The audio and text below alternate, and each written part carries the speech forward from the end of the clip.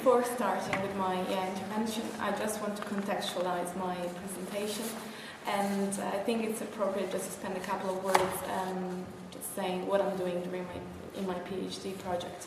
So at the moment I'm analyzing the impact of the European Court of Human Rights jurisprudence to the redefinition of the legal conception of fatherhood.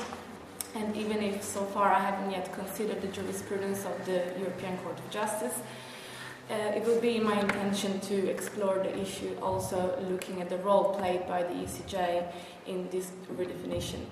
And also, although I'm working on the specific concept of fatherhood, I think that in this case, in relation to the Zambrano case, it's more appropriate to expand my analysis to the broader concept of parenthood, since the ruling of the court doesn't specifically refer to the figure of father, and therefore the ruling can be applied both to foreign national mothers and foreign national fathers of EU citizen children.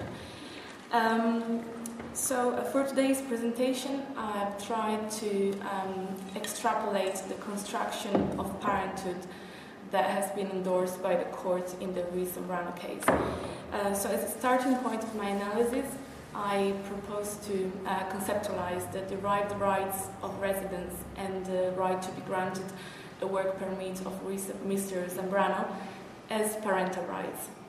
So from this starting point, I think that the interesting question that I would like to explore in this presentation is the following. So on which basis parental rights and responsibilities should be accorded and has been accorded to Mr. Zambrano?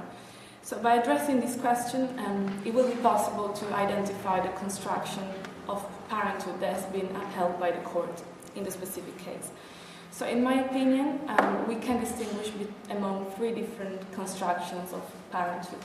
The first one is a genetic-based construction, according to which parental rights and responsibilities should be conferred on the genetic parent, therefore on the individual who has biologically contributed to the child conception. So according to this view, and more specifically according to the view of Callahan, the connection between the genetic tie and parental rights and responsibilities is based on a very simple but at the same time essential moral axiom, according to which human beings are morally responsible for their own voluntary actions that have an impact on the life of other individuals. So in relation to this view, we can say that genetic parents are morally responsible for the children that they procreate.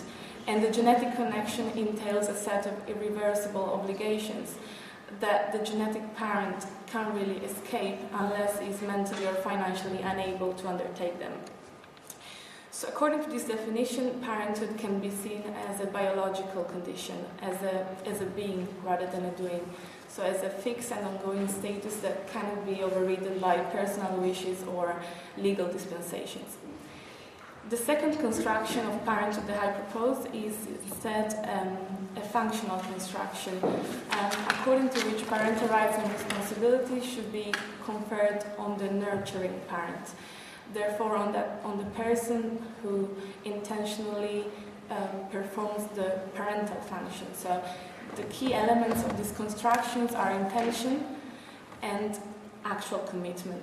So even though intention doesn't per se constitute a sufficient ground for the legal determination of parenthood, considerable importance should be attached to the extent to which expressed intentions are then reflected in actual behavior, in actual involvement. And the third construction that I want to propose is the cultural construction, although it doesn't really apply to this case.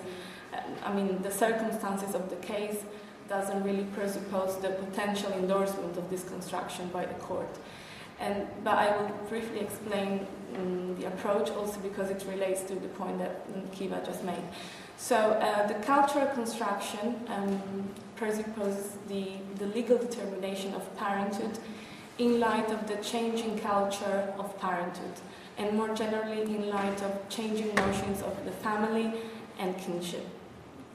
So this construction would be useful and would be applicable to situations where, for instance, the family that is concerned doesn't follow the traditional family marriage-based, but for instance is characterized by alternative family arrangements.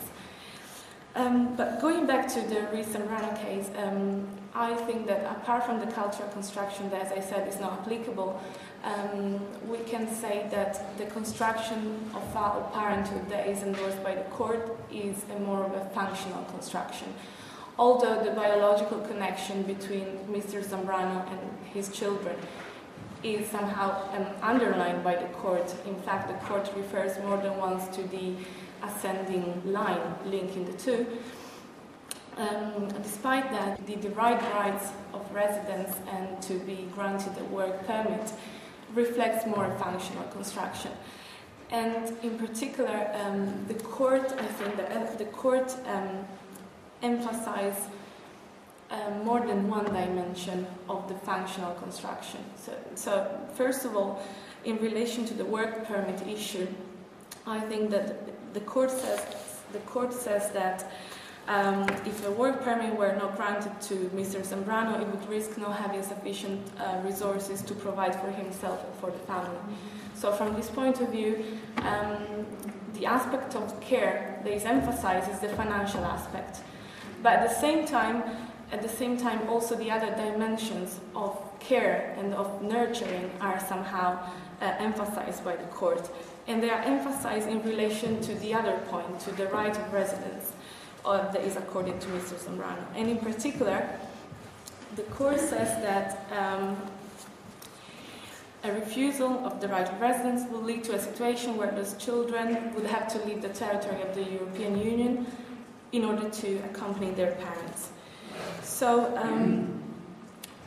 in this case, when dealing with this issue, the court acknowledges the importance also of the psychological, of the physical, of the intellectual and spiritual aspect of care. So care is not just about financial responsibilities, it's also about other parenting roles.